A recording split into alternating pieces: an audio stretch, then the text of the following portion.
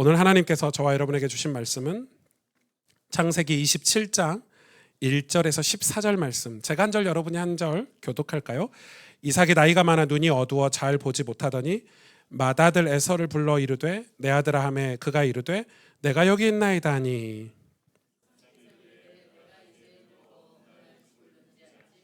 그런즉 내 기구 곧 화살통과 활을 가지고 들에 가서 나를 위하여 사냥하여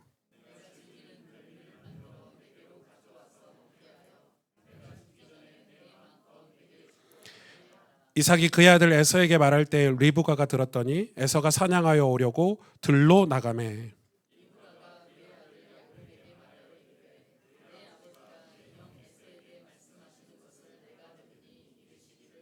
나를 위하여 사냥하여 가져다가 별미를 만들어 내가 먹게 하여 죽기 전에 여호와 앞에서 내게 축복하게 하라 하셨으니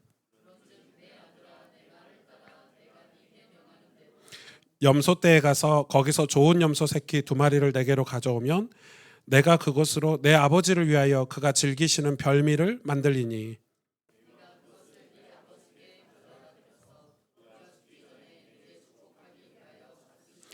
야곱이 그 어머니 리브가에게 이르되 내 형 에서는 털이 많은 사람이요 나는 매끈매끈한 사람인즉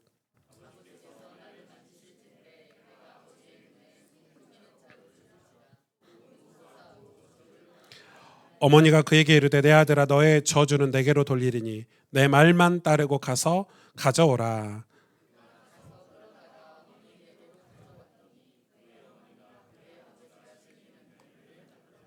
아멘. 이삭 설교를 지난주에 마무리하려다가 중요한 깨달음이 있어서 한 이삭에 관한 설교를 한 편 오늘 더 하고 넘어가려고 합니다. 여러분 이제 오후 예배 시간에 말씀드릴 때 아주 재밌는 오늘 성경 본문이거든요. 아주 중요한 사건들이 우리가 아브라함부터 쭉 지금 살펴오고 있는데 전부 여러분 인생에 대입이 되고 또 확인이 되는 그런 말씀들이 되기를 축복합니다. 이삭이 하나님과의 교제가 단절된 성경 속 증거들이 있어요.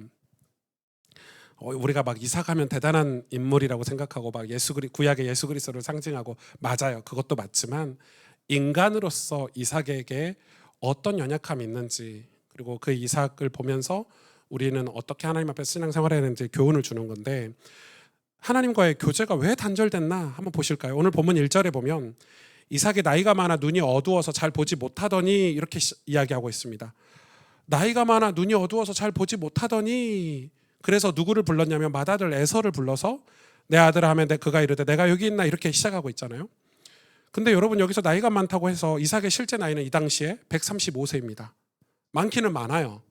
근데 아들의 나이도 많아요. 에서와 야곱의 나이는 75세니까 적은 나이가 아니에요.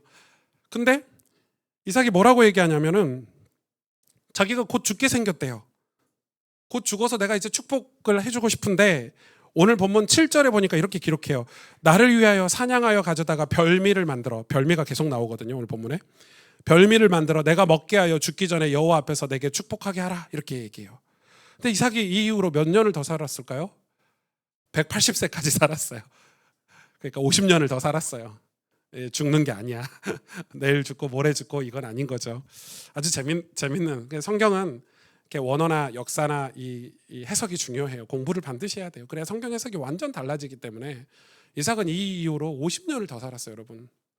그러니까 지금 이삭이 곧 죽게 생겼다. 나 너 축복하고 싶겠다. 이 말이 전 진심인지도 모르겠어요. 그냥 별미가 먹고 싶어서 그런 거 아닌가 이렇게 생각이 들어요. 그런데 이삭이 이상한 행동을 하죠. 누구를 축복하려고 하죠? 에서를 축복하려고 해요. 맏아들 에서에게 장자권이 있는 게 그 부족 사회의 정통 그 어떤 정통적인 그런 방식은 맞지만은 오늘 좀 이상하죠.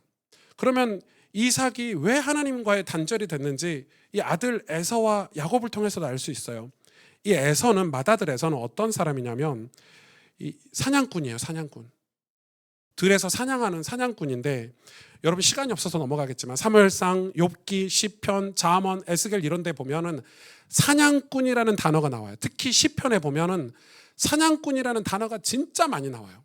근데 성경에서 사냥꾼은 대부분 우리의 영혼을 뺏어가는 악을 상징하는 악과 관련된 내용으로 사냥꾼이 대다수의 상징적으로 나와요.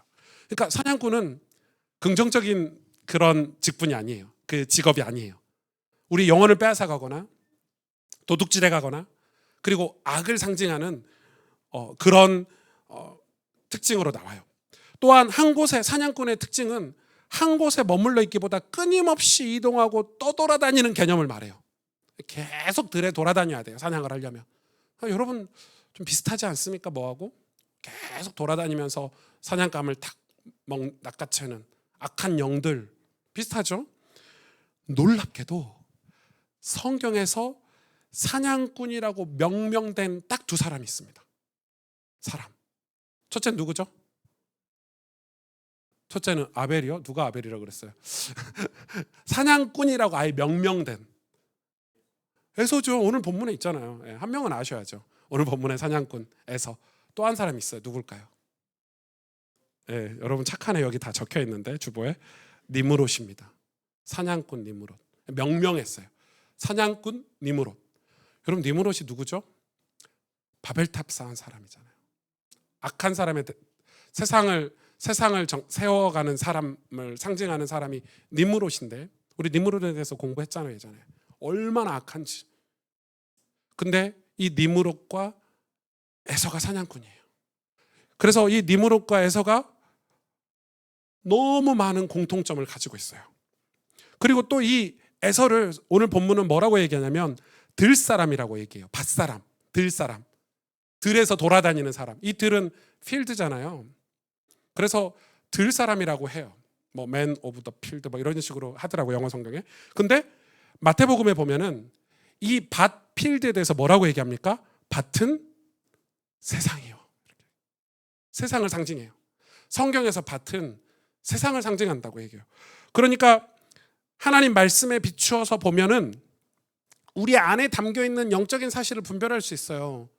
우리는 겉모양에 많이 속지만 말씀으로 이렇게 들여다보면은 이 사람 속을 다 들여다볼 수 있는데 에서는 세상에 속한 사람이고 세상을 상징적으로 보여주는 사람이에요.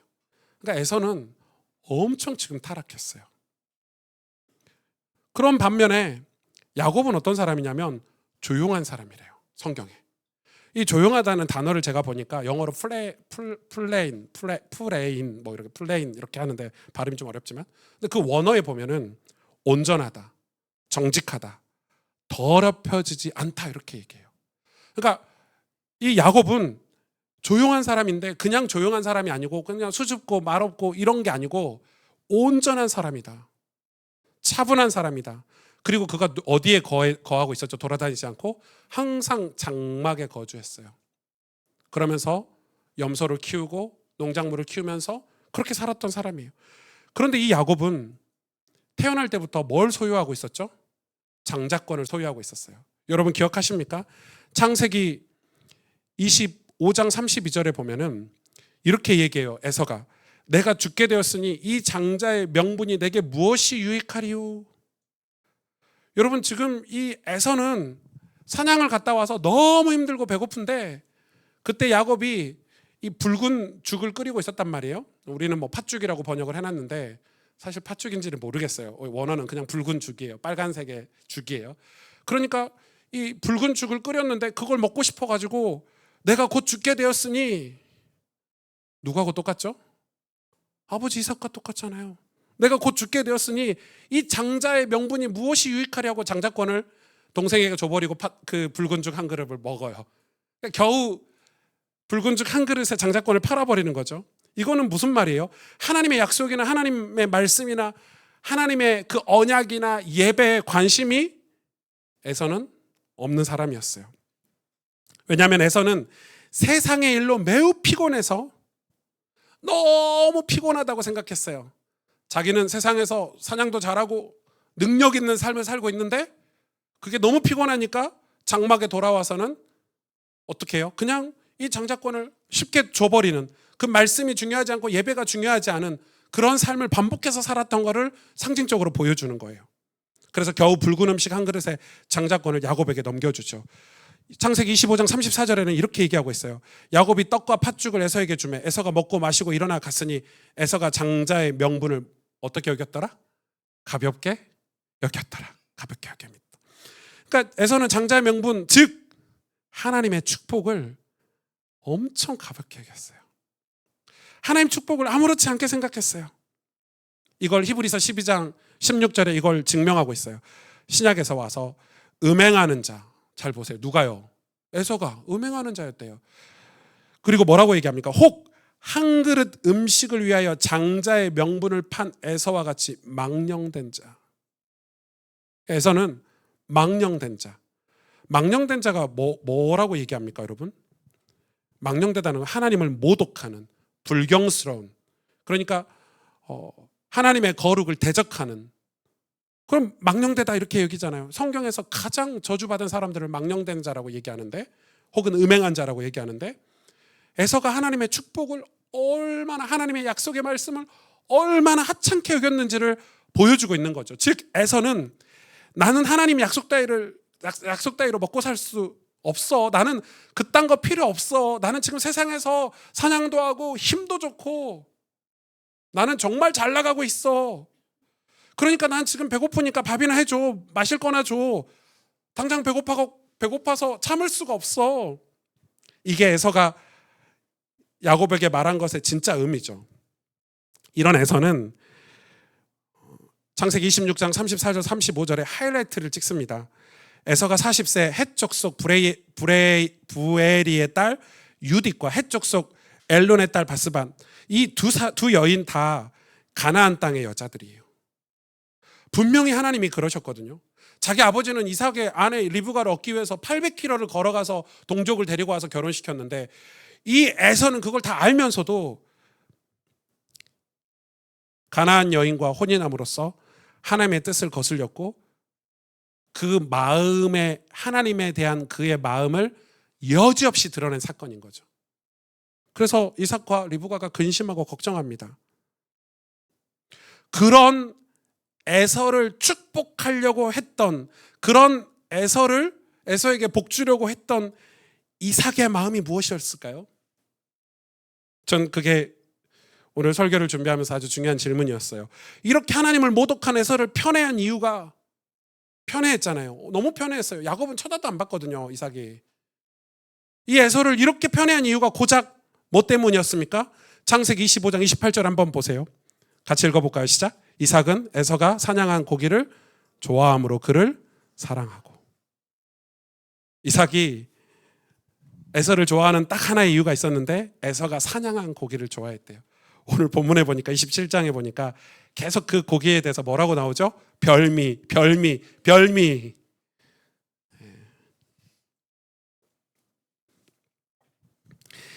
자신이 좋아하는 고기를 잘 잡는다는 이유로 에서를 더 사랑하였던 이삭.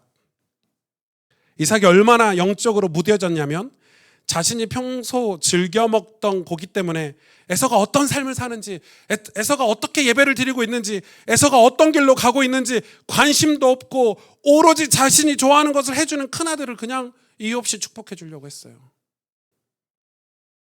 여러분, 하나님의 뜻을 따라 살고자 한다면서 정작 중요한 결정을 할 때 내 뜻대로 하는 것이 바로 죄예요, 죄.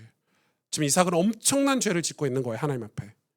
그런데 이게 그냥 고기 맛있는 거 해줬으니까 그냥 이삭을 축복한 걸 성경이 너무 심하게 망령된 자로 얘기하는 거야? 이렇게 말할 수 있겠죠. 근데 그게 아니에요. 창세기 25장 19절에서 26절 다 읽진 않겠지만, 여호와께서 그에게 이르시되 두 국민이 내 태중에 있구나. 누구에게요? 리브가에게 분명히 말씀해 주셨어요. 임신하고 있을 때 두 민족이 내 복중에서부터 나누이리라. 이 족속이 저 족속보다 강하겠고 큰 자가 어린 자를 섬기리라. 그러니까 이미 뱃속에 아이가 있을 때부터 하나님은 뭐라고 말했냐면, 이 두 부부에게 야곱이 장자권을 갖고 태어날 것이라고 말했어요. 그 말은 이삭은 이 말씀을 다 알고 있었을 거 아니에요. 왜? 환상을 통해서 리브가에게 주셨던 말씀을 그 남편 이삭이 확실히 갖고 있었을 거 아니에요. 요즘처럼 미디어가 발달하고 성경책이 있는 것도 아니기 때문에 더 선명하게 갖고 있었을 텐데, 그 하나님의 말씀을 완전히 거슬러 버릴 정도로 이삭이 어두운 상태가 돼버린 거예요. 하나님과 교제가 없어진 상태. 하나님 말씀을 두려워하지 않는 이삭이 돼버린 거예요, 여러분. 저는 이런 이삭의 모습을 보면서 진짜 두려웠습니다. 혹시 내가 이렇게 늙지는 않을까? 이런 거죠. 여러분이 두 아들을 낳는데 첫째가 너무 잘 나가. 첫째가 막 좋은 대학도 가고 대기업도 가고 돈도 왕창 벌어서 막 고급차도 타고 다니고, 엄마 아빠 내가 성공했으니까 엄마 아빠 집도 사줄게, 차도 사줄게, 막 부모님 효도 관광 보내주고, 둘째는 너무 평범하게 커가지고 교회나 다니고 뭐 성가대나 하고 어디 중소기업에나 다니고 가정은 행복하게 사는 것 같은데 부모님에게 차는 안 사주고 집도 안 사주고 그럴 형편이 안 되고, 그래서 우리는 첫째가 너무 사랑스러워. 첫째는 교회도 안 가고 신앙생활도 안 하고 하나님 뜻대로 살지도 않고 맨날 뒤에서 음란하고 쾌락을 탐하고 사는데도 불구하고 첫째를 자랑하고 다니는 그런 어리석은 부모와 같지 않겠습니까? 지금 이삭이 딱 그런 상태인 거예요. 우린 두려워해야 되죠. 왜 그럴까요? 왜 이삭은 하나님의 뜻을, 하나님 말씀을 완전히 잃어버렸을까요? 성경은 우리가 노년이 되어서도, 나이가 들어서도 하나님을 경외함으로, 경외로 소명을 온전히 지키는 삶을 살길 원하셨어요. 경외로. 경외는 뭐예요? 하나님을 두렵고 떨림으로 섬기는 삶을 경외라고 하는데, 그 경외 배경에는 뭐가 있죠? 경건 생활이 있죠. 바울이 디모데에게 경건 생활을 강조했어요. 그런 경건 생활을 하면서 여호와를 경외하는 삶으로 우리의 소명을 온전히 지키기를, 언제까지요? 노년이 될 때까지, 나이가 들어서까지. 고린도후서 4장 16절에 그러므로 우리가 낙심하지 아니하노니 우리의 겉사람은 낡아지나, 이 말은 늙어지나예요. 늙어지나. 우리의 겉사람은 우리 모두가 다 죽게 돼 있잖아요. 늙어지나 우리의 속사람은 날로 새로워지도다. 나이가 들어가면서 우리의 속사람은 날로 새로워지고 마음의 감사와 기쁨과 평안이 넘쳐야 되는데, 시편 92편 14절에 그는 늙어도 여전히 뭐하며? 결실하며. 결실은 뭐예요? 열매를 맺는다는 거예요. 결실. 진액이 풍족하고 빛이 청청하니. 여러분 그렇게 늙으시기를 축복합니다. 네. 그렇게 안 늙고 싶으세요? 저는 정말 이렇게 늙고 싶거든요. 잠언 16장 31절에 백발은 영화의 면류관이라. 나이가 드는 건 영화의 면류관인데, 어디서 그 나이가 들어서도 영화의 면류관이 되려면 어디서 그걸 얻게 되냐면 공의로운 길에서. 여러분 나이가 들어도 여러분이 힘이 있고 결실하며 진액이 풍족하며 빛이 청청한 속사람이 새로운 그런 노년의 때를 우리는 소망해야 됩니다. 그런데 왜 그렇지 못하죠? 이삭은 왜 그렇게 못했을까요?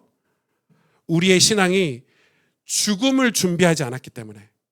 우리의 신앙이 죽음을 준비하지 않았기 때문에 어떻게 됩니까? 노년까지 깨어있지 못하는 거예요. 자녀들을 올바른 믿음으로 안내하지 못하는 거예요. 그러니까 우리의 신앙이 하나님 앞에 서는 그날, 다시 말해서 천국, 우리의 내세, 우리가 심판대 앞에 서는, 살아계신 하나님 앞에 서야 되는 그때를 모르기 때문에 이 세상의 음식으로 우리의 신앙이 판가름 나버리는 거예요. 여러분 죽음을 우리가 준비하면서 살아야 돼요. 그래야 우리는 깨어있는 삶을 살 수 있고, 나이가 들었다고 해서 교만하거나 오만하거나 낙심하거나 이런 게 아니라 우리는 항상 하나님 앞에서 산다면은, 우리가 나이가 드나 나이가 들지 않으나, 근데 그게 뭐가 가지고 있어야 되냐면 우리의 죽음이라는 걸 생각하고 신앙생활을 해야 되는 거예요. 이삭은 그걸 잃어버린 거예요. 사명을 잃어버린 거예요. 완전히 잃어버렸죠. 이삭은 야곱을 위해 축복했어요. 축복했죠. 창세기 28장에 보면은 야곱을 위해 축복했지만 또 나중에 이 에서도 축복을 했습니다. 그런데 이미 그의 자녀들은 온전한 믿음의 삶을 살지 못했어요. 여러분 에서는 나중에 어떤 민족의 조상이죠? 에돔. 구약 성경 읽어보시면 에돔이 얼마나 문제 많은 민족인지, 족속인지 알 수 있어요. 항상 문제를 일으키는 민족이, 항상 나오는 민족이 몇 민족이 있어요. 뭐 두로, 시돈 뭐 이런 민족들이 있는데 그 중에 대표적인 민족이 바로 에돔이에요. 에돔. 성경에서 항상 문제를 일으키는 불신 세상의 대표적인 민족이 에돔이고요. 여러분 야곱은요. 야곱도 잔머리 쓰는 엄마 아빠 때문에 제대로 온전히 축복해준 엄마 아빠 때문에 기다렸다가 하나님의 때를 기다렸다가 하나님의 축복을 받아서 하나님의 약속을 이루어가는 그런 믿음의 길을 정상적으로 가야 되는데 도망가야 됐어요. 에서 때문에. 리브가가 도망치게 잔머리를 써가지고 이 삼촌에게 보내잖아요. 라반의 집에. 그래서 야곱도 평생 남을 속이는 삶을 살았어요. 원래는 온전하게 장막에서 예배하면서 그렇게 살던 아이가 갑자기 남을 속이는 거짓 인생을 살기 시작한 거예요. 그러다가 늦게 야복 강가에서 하나님을 만나게 돼요. 그의 나이가 100세가 다 되어서요. 여러분, 야곱이 어렸을 때 하나님 만난 게 아니에요. 100세가 다 돼서 만났어요. 100세가 다 되어서. 우리 야곱 이러면 어렸을 때 뭐 유치부 뭐 이런 아이들 생각하는데, 야복 강가에서 하나님 만날 생각하는데 아니에요, 여러분. 얼마나 고생했는지 몰라요. 근데 그 고생을 누구 때문에 했습니까? 눈이 어두워진 이삭. 나이가 들어서 뭐 때문에요? 별미 때문에. 별미. 이거에 대해서 J.D. 그리어가 이런 설교 제목을 했더라고요. 저도 이 설교 제목을 하려다가 따라하면 안 되잖아요. 이삭의 버킷 리스트. 설교 제목이 와, 그분 진짜 제목 끝내주게 뽑아내죠. 혹은 버킷 리스트, 혹은 이삭의 욜로. 이렇게 할 수 있겠죠. 거기.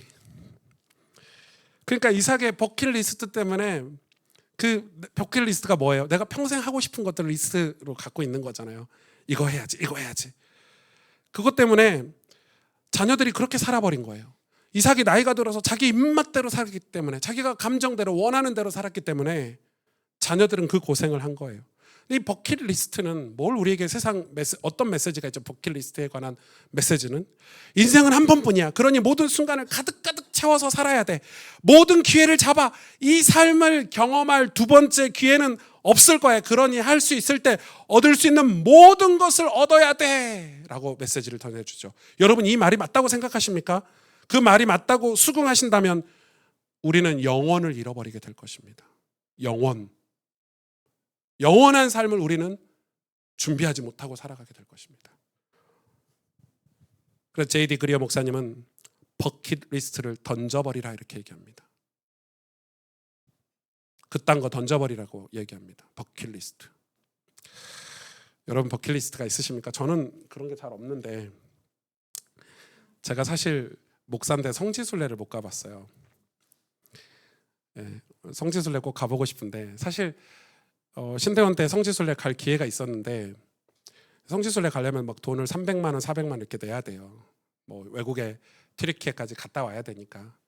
그래서 저하고 같이 그 전도사였던 우리 같은 반, 저희 교회 같은 반 전도사 둘이 이거 교회다가 어떻게 말하냐. 다른 전도사님들은 막 교회다가도 돈 받고, 권사님 장로님들 찾아가서 돈 받고, 어떤 전도사님은 1,000만 원 넘게 받은 사람도 있어. 그러니까 대단하죠. 근데 우리 둘이는 이렇게 봉고차 운전해서 이제 학교 끝나고 교회 가는데, 가지 말자. 교회다 손 내밀기 힘들. 둘 다 성격이 비슷해. 그래 그냥 진짜 가고 싶었는데 말 못했어요, 교회다가. 그래서 못 갔거든요.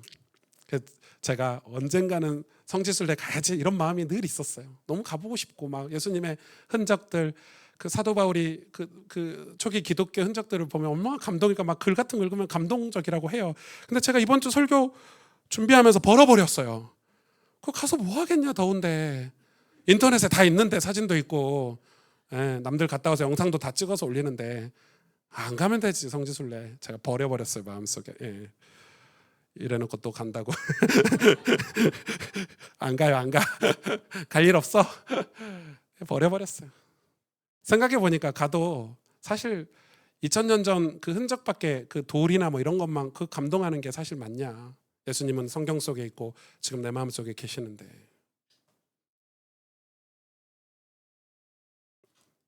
여러분, 버킷리스트를 가지지 말란 말이 아니에요. 사탄이 뭐라고 말했어요? 사탄이 너희가 결코 죽지 아니하리라. 무슨 얘기예요? 영원한 이 땅이 전부인 것처럼 평생 버킷리스트 같은 거 작성해가지고 욜로적인 삶을 살라는 거예요. 그냥 막 정신없이 집중해서 얻을 수 있는 걸 다 얻어가면서 최선을 다해서 살라는 거. 이유가 뭐예요? 그러면서 하나님은 바라보지 못하게 하는 거 아닙니까? 파스칼, 17세기 철학자, 프랑스의 철학자인 여러분 브레이즈 파스칼이 이렇게 얘기했어요. 우리의 인생은 행복한 사람들과 요란한 춤과 음악이 가득한 아주 큰 파티다 이렇게 얘기했어요. 그러니까 파스칼이 우리 인생을 파티로 비유를 했어요. 여러분 이야기 잘 아시죠? 파스칼에 관한 책 안 읽어보셨습니까? 예, 대학교 때 교양 시간에 읽는데 그에 대해 이 이야기는 어떤 얘기죠? 파스칼이 이렇게 얘기했어요. 막 춤이 있고 음악이 있고 악단이 있어서 악기를 캐면은 사람들이 거기서 술 한 잔씩 하면서 서로 막 춤추고 대화를 나누고 이러는 장면, 이게 우리 인생이래요. 그런데 갑자기 괴물 한 마리가 들어요. 그래서 파티에 온 사람들을 무작위로 잡아 끌어 모두가 보는 앞에서 물어 뜯어요. 피가 철철 흐르는 시체를 그리고 그 파티장에서 끌어내요. 사람들이 그걸 보고 두려움에 사로잡혀요. 그 상황이 끝났지만 충격으로 서로를 바라봐요. 아주 잠깐. 근데 갑자기 다시 악단이 음악을 켜니까, 악기를 켜니까 어떻게 되죠? 사람들은 다시 그 경박함으로 돌아가서 또 춤을 추고 놀아요. 머릿속에 떠오르는 끔찍한 장면을 떨쳐버리며 말이에요. 이런 무시무시한 상황은 몇 분마다 반복이 되고 이제 괴물은 그 파티에 참석한 모든 사람을 노리고 있다는 것이 분명해진다는 거예요. 그런데 파티는 계속돼요. 파스칼이 얘기했어요. 이 괴물은 죽음이에요. 우리가 죽음을 알지 못하도록 산만하게 하는 것. 풍악을 울려라. 누가 하는 거예요? 사탄이 하는 거예요. 풍악을 울려라. 세상은 이렇게 끊임없이 이 땅이 영원하다고 가르치고 이 땅이 모든 것이라고 가르치고, 그 이유는 영혼을 준비하지 못하도록, 죽음을 준비하지 못하도록. 여러분, 죽음을 준비하지 못하면 우리는 나이가 들어가면서 총명해지지 못해요. 우리는 나이가 들어가면서 멋지게 나이가 들고 멋있는 신앙인으로 커서 우리 자녀들에게 제대로 된 축복을 해줘야 되는데 그러지 못하는 거예요. 여러분, 버킷리스트는 진리가 아니에요. 많은 사람들이 천국을 여유 넘치는 어떤 영원한 인생 정도라고 생각하는데, 여러분 요한계시록에 보면 천국은 새 하늘과 새 땅이라고 했지만 원래 번역은 이렇게 번역해야 돼요. 새롭게 된 하늘과 땅. 이 땅의 하늘과 땅, 이 땅의 모든 게 우리가 엄청 좋다고 버킷리스트 삼아가지고 살아가고 있지만, 천국은 새롭게 된 이 땅의 하늘과 땅, 새롭게 된 이 모든, 우리가 하고 있는 모든 것이 새롭게 된 곳이 천국이라고 얘기해요. 그 말은 이 땅에서 아무리 좋은 곳을 많이 다니셔도 천국보다 좋은 곳이 없습니다. 진정한 성지순례는 저는 천국이라고 믿습니다. 천국 가서 하죠. 뭐 모세도 만나고 다윗도 만나고 바울도 만나고.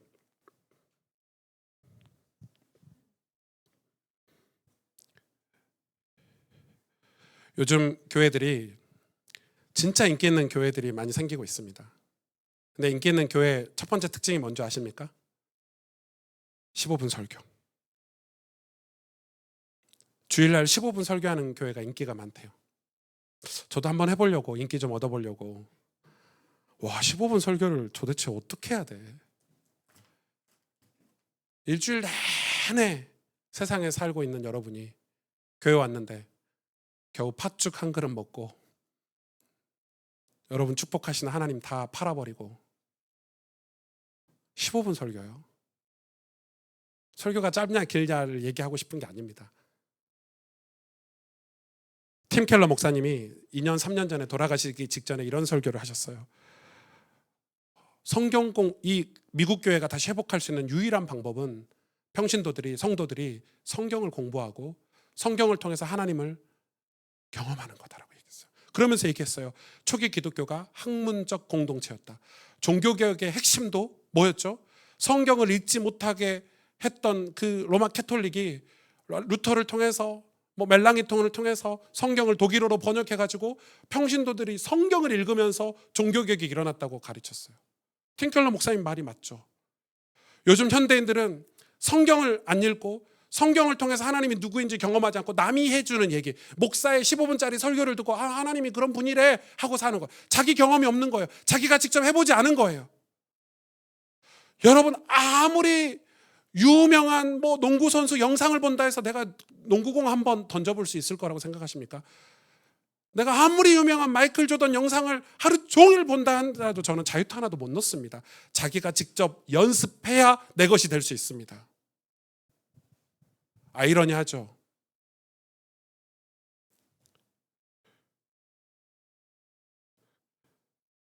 무슨 얘기입니까? 이삭은 더 이상 묵상하는 삶을 살지 않은 거예요. 하나님의 음성을 듣고 성경을 공부하고 하나님의 뜻을 추구하는 삶을 살지 못한 거예요. 완전히 어두워져 버렸어요. 야고보서 4장 14절에 너희는 잠깐 보이다가 없어지는 안개니라. 우리 안개 같은 인생을 살고 있는 거예요. 잠깐 있다가 사라지는 게 성경이 우리에게 계속 죽음에 대해서 가르치고 있어요. 누가복음 12장 20절에서 21절에 하나님이 이르시되 어리석은 자여 오늘 밤에 내 영혼을 도로 찾으리니 하나님이 오늘 밤 여러분의 영혼을 찾을 수 있잖아요. 그러면 내가 평생 준비한 것이 누구의 것이 되겠느냐? 여러분이 하나님을 위해서 예수 그리스도를 위해서 산 삶만이 하나님 것이 될 수 있는데 우리에게 지혜를 주죠. 여러분 죽음을 준비하는 삶은 우리 삶을 더 가치 있는 것에 투자하도록 할 거예요. 그 가치 있는 것을 우리가 죽음을 준비하며 사는 거예요. 그 가치 있는 것을 얻기 위해서 우리가 죽음을 준비하면서 살아야 되는 거예요. 죽음을 준비하면서 사는 것은 우리 모두가 하나님 앞에 서야 한다는 거예요. 그때를 알고 심판주 앞에 살아계신 하나님 앞에 죽음 앞에 우리가 서 있을 때를 알고 사는 것을 성경은 지혜 있는 삶이라고 가르쳐요. 그렇다면 지혜 있는 삶을 살아야 되는 이유는 그 목적은 무엇인가요? 왜 우리가 깨어 기도하고 항상 변질되지 않는 삶을 살아야 되냐고 성경은 가르칩니까? 왜 경건한 삶을 살라고 가르칩니까? 그건 바로 영혼 구원 때문이에요. 우리 영혼이 이 땅에서 영원하지 않고 언젠가 죽음 앞에 죽음이라는 걸 개인의 종말을 맞이하기 때문에 그럼 우리 영혼은 천국에 갈 수 있냐? 그러면 천국에 갔을 때 우리 영혼은 어떻게 살아갈 수 있냐? 그게 영혼 구원이에요. 그래서 우리가 죽음을 준비하는 것처럼 세상 사람들에게도 그 사실을 알려줘야 하기 때문에 우리의 직업, 우리의 달란트, 우리의 은사가 그 일에 쓰임받도록 우린 늘 깨어있는 삶을 살아야 돼요. 성실하게 살아야 돼요. 영상을 하나 보려고 하는데 제가 이 설교를 준비하면서 이 특별한 분에 관한 자료를 이렇게 인포메이션을 얻게 됐어요. 아주 특별한데 영상이 이거밖에 없더라고요. 그래서 이걸로 영상을 보면서 오늘 말씀을 조금 마무리를 해보려고 해요. 한번 들어보세요. 국민의 4분의 1이 에이즈 감염자입니다. 하지만 의과대학이 없어서 제대로 된 의료 혜택을 받지 못하고 있다고 하는데요. 이를 돕기 위해 한국 선교사들이 에스와티니에 최초로 의과대학을 설립하려고 추진하고 있습니다. 정승기 기자입니다. 병원이 없어 의료의 혜택을 전혀 받지 못하는 에스와티니 음서베니 지역. 이곳에 아프리카 미래재단과 7개 기관이 연합해 무료 의료 진료를 진행했습니다. 내과, 영상의학과를 비롯한 6개 과 40여 명의 의료팀은 한국에서 준비해온 초음파 검사기와 약품 등으로 주민들의 건강을 살폈습니다. 한국 의료진의 세심한 섬김에 300여 명이 넘는 주민들이 참석해 반응이 뜨거웠습니다. Been here early in the morning, like at 4 a.m. I was already here. So they were nice people. They treat us very well when we are in the room for the sickness, and they are so kind. 저희가 이곳에 와서 진료를 함으로써 우리 선교사님들께서 이 지역을 조금 더 이제 주민들과 이제 좀 스킨십도 나누고 또 깊이 있게 전도하시기 위해서 저희가 지원 사격을 겸해서 왔습니다. 어르신들이 오셔서 다 기도해주고 좋은 말씀 다 해주고. 여러분 이렇게 생긴 것 같지만 서울대 의과대학 교수 정년퇴임하신 교수님이십니다. 서울대학교 병원의 의사하셨습니다. 너무 감사하고 너무 기쁩니다. 한국에서 방문한 의료진들은 에스와티니 정부병원에서 열린 국제의학 학술대회에서 최신 의학 기술을 발표하고 에스와티니 현지 의사들과 미국, 대만 등에서 온 의학자들과 함께 토론을 진행했습니다. 에스와티니는 에이즈 감염률이 세계 최고로 국민 4명당 1명이 에이즈 감염자인데도 불구하고 의사를 양성하는 의과대학이 없습니다. 아프리카 미래재단은 2006년부터 한국 선교사들을 중심으로 에스와티니 최초의 의과대학 설립을 추진하고 있습니다.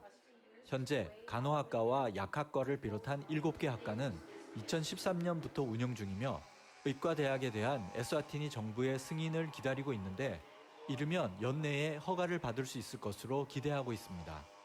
여기 실습실과 강의실이 다 준비가 되어 있고요. 특히 컴퓨터 센터, 라이브러리 이런 것이 다 이렇게 준비가 되어 있습니다. 그래서 의대 설립해서 이 나라의 기독 의사로서 정말 충실한 그런 의사를 배출하도록 지금 열심히 기독대학에서 노력하고 있습니다. 네. 아프리카 미래재단은 중남부 아프리카 한인 선교사를 섬기고 아프리카 남부 보건 그러니까 의료- 남아공 바로 옆에 붙어 있는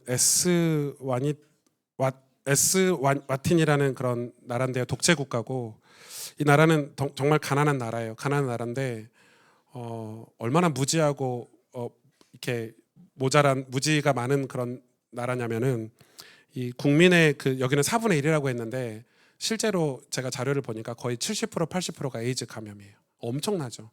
그래서 이 국왕이 가난한 나라인데도 불구하고 국왕이 이 여자들이 성인이 될 때까지 처녀로 인증을 하면 1억 가까이 돈을 줬어요. 여러분 여기서 1억은 네팔에서 1억 이러면요 우리나라 돈으로 한 10억 20억 되는 돈이거든요. 그런데 그 돈을 받아가는 사람이 없어요. 얼마나 타락했는지 아시겠죠? 얼마나 그 문란한 성생활을 하는지 이해가 되시죠? 그런데 여기에 이제 한 15년 전에 아까 방금 나왔던 이 서울대학교 의과대학 교수님이 이제 은퇴를 하시고 이제 장로님이신데 교회 이제 선교를 하러 가신 거예요. 가셔서 그 연세 많으신 분이 이 선교지를 돌아보고 여기는 본질적으로 의과대학이 의사가 필요하다. 이 친구들에게 꿈을 주고 또 자기들이 자기 나라를 살릴 수 있도록 사명을 주기 위해서는 교회를 세우는 것보다 병원을 세우는 게 훨씬 더 유익하다 이렇게 판단하시고 그 뒤로 저 박재영 선교사님이 이제 평신도 선교사죠. 거기에서 계속 한국을 왔다 갔다 하면서 한국에 와서 기독교 크리스찬 의사들이 은퇴하면 거기 불러 데려가고 그리고 안식년을 가지신 그 의사들을 꼭 1년씩 안식년을 하면 거기를 데려가고 해서 지금 한 15년 20년 만에 이미 의과대학이 설립이 됐습니다. 아프리카에서 제일 좋은 시설, 제일 좋은 의과대학입니다. 그러니까 제가 왜 이걸 영상을 보여드리죠? 자기의 달란트, 여러분의 은사가 그냥 나 은퇴하면 끝나는 은사가 돼서는 안 됩니다. 여러분 저는 이런 의사들이 있다는 게 너무 감사하고 너무 귀하지 않습니까? 전 여러분도 여러분의 크고 작은 달란트들이 정말 말씀 속에서 하나님 앞에 기도하면서 경건생활 하시면서 그게 개발되고 발전돼서 여러분 나이가 들어서도 누군가를 축복할 수 있고 복음을 전하는 게 축복하는 거잖아요. 우리가 당신의 영혼이 영원한 천국에 가게 하는 게 축복이잖아요. 그게 이삭의 자녀들에게 줘야 될 축복인데 겨우 고기 때문에 버킷리스트 때문에 엉망진창이 돼버렸어요. 가정이 깨어있지 않고 눈이 총명하지 않고. 여러분은 그런 축복을 받으시기를 바랍니다. 사도행전 8장에 보면 사도 외에는 다 유대와 사마리아 모든 땅으로 흩어지니라. 여러분 우리는 유대와 사마리아 모든 땅으로 흩어져서 복음을 전한 게 사도라고 생각하는데 성경은 자세히 보니까 사도가 아니에요. 일반 평신도들이에요. 일반 평신도들이 두루 다니며 복음의 말씀을 전했대요. 그러니까 여러분 사도행전을 공부하면서 복음의 창끝으로 사용하신 것은 다 일반 사람들이었어요. 평신도들이었어요. 여러분 다윗성을 지을 때도 다윗이 성전 건축 다 하고 솔로몬이 지었다고 생각하시는데 큰 오산입니다. 그 나무를 벤 목수들, 벽돌을 나른 사람들, 땅을 다지는 사람들, 수많은 하나님의 백성들이 다윗성을 지었어요. 복음의 내용을 확장하는 일에 사도들이 아니라 일반 성도들이 복음의 내용을 확장했어요. 목사님 저는 그런 특별한 달란트가 없는데요. 그렇지 않습니다, 여러분. 절대 그렇지 않습니다. 저는 여러분이 우리의 달란트로 하나님 우리에게 주신 은사를 개발해서 우리의 직업이 주님의 복음을 전하는 일에 쓰임받기를 축복합니다. 나이가 들어서 더욱 그러하길 축복합니다. 제 주변의 목사님들도 목사 은퇴하면 낚시나러 다녀야지 이런. 제가 지금 박사를 공부하는 것도 제가 은퇴 뒤에도 쓰임받을 수 있지 않을까. 네팔에 신학교가 세워지면 거기서 아이들을 가르칠 수 있지 않을까. 자격이 돼야 가서 가르치죠. 여러분 우리가 꿈을 꿔야 되는데 이제 나이가 들어서 이제 주님의 일 그만하고 목사 은퇴하면 신앙도 은퇴한다 이런 말들이 있는데 그건 죽음을 하나님 앞에서 의의 면류관을 받을 자세가 아니잖아요. 여행 다니고 놀러 다니는 게 아니라 평생 하나님 앞에서 영광스러운 천국 입성을 위해 가장 멋진 신앙으로 여러분 준비되기를 축복합니다. 그렇게 되려면 반드시 해야 되는 게 있는데 그게 바로 묵상하는 삶입니다. 이삭이 딱 놓친 게 뭐죠? 하나님과의 교제잖아요. 묵상이 그의 삶에 없었어요. 하나님이 주신 약속의 말씀을 자기 삶에서 되새기고 묵상하고 붙잡아야 되는데 그런 삶을 살지 않은 거예요. 시편 1편 1절에 보면은 복 있는 사람은 악인의 꾀를 따라 행하고 죄인의 길에 서지 아니하며 오만한 자들의 자리에 앉지 아니한다. 여기서 세 동사가 나오죠. 행하다, 서다, 앉다. 타락하는 과정이에요. 그거 따라서 하다가 거기 서고 그 다음에 앉아버려요. 그럼 완전 타락하는 과정이에요. 뭐 하지 않으면? 묵상하지 않으면. 반대로 복 있는 사람은 깨어있는데 어떻게 깨어있죠? 뿌리를 땅속에 내린대요. 시냇가에. 여러분 뿌리는 보입니까? 안 보입니까? 안 보여요. 우리의 묵상하는 삶은 안 보여요. 우리가 아침 저녁으로 주야로 말씀을 묵상하고 경건의 삶은 안 보여요. 그러나 그 뿌리가 영양분을 자양분을 쫙 빨아들여서 나무로 보내지 않습니까? 여러분 하나님의 말씀을 묵상하는 삶을 사시기를 축복합니다. 보이지 않는 그 묵상이 여러분은 계절을 따라서 열매를 맺게 할 것이고 때가 돼서 하나님께 영광 돌리는 축복된 삶을 살게 만들 것입니다. 반드시 그 삶은 하나님 앞에 쓰임받게 될 것입니다. 잠언 22장 29절 내가 자기 일에 능숙한 사람을 보았느냐? 능숙한 사람, 묵상하는 일에 능숙하고 우리의 달란트를 능숙하게 하고 이런 사람은 왕 앞에 설 것이요. 여러분의 달란트와 묵상하는 일이 능숙해진다면 여러분의 노년은 여러분 나이가 들어서는 이런 복음 전하는 귀한 하나님 나라에 여러분 서게 될 것입니다.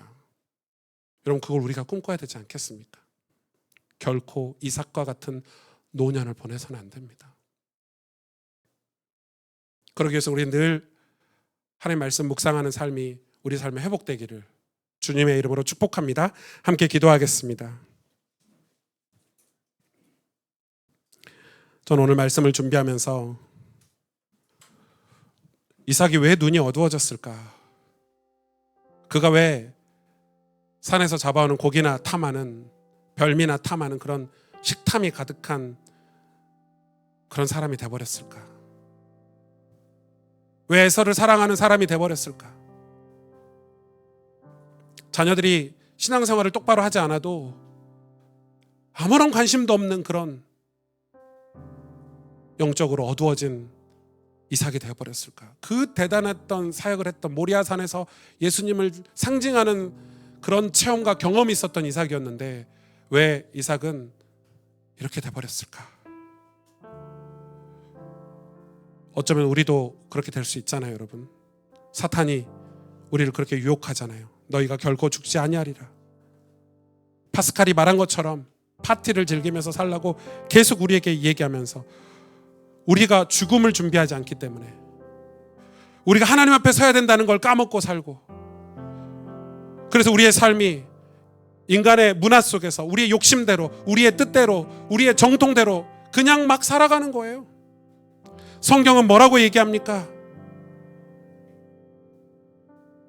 하나님 앞에 설 때를 기억하고 하나님 주신 약속의 말씀을 귀히 여겨 주야로 말씀을 묵상하는 삶을 살라고 얘기해요. 그래야 우리 인생에 열매를 맺을 수 있어요, 여러분. 그래야 우리 인생이 하나님 앞에 한 번이라도 쓰임받을 수 있어요. 안 그러면 우리는 타락할 수밖에 없어요. 우리 힘으로 타락을 막을 수가 없어요. 유혹을 막을 수가 없어요. 보이지 않는 곳에서 여러분의 보이지 않는 삶 속에서 주야로 여호와의 말씀을 묵상하는 자가 자기 일에 능숙한 자가 그 일에 능숙한 자가 나중에는 신앙생활에 승리할 수 있어요. 저는 여러분 우리 교회 성도님들이 또 저도 하나님 앞에 쓰임받고 싶어요. 제가 나이가 들어서 타락하지 않고 변질되지 않고 이 귀한 의사, 의료, 선교사들처럼 쓰임받고 싶어요. 평생을 복음을 전하는 일에 우리가 쓰임받길 원합니다. 오늘 이 시간 주님 우리 삶이 하나님 앞에서 그 죽음을 준비하는 아름다운 신앙생활이 될 수 있도록 우리 시간 같이 하나님 앞에 간절히 기도하도록 하겠습니다.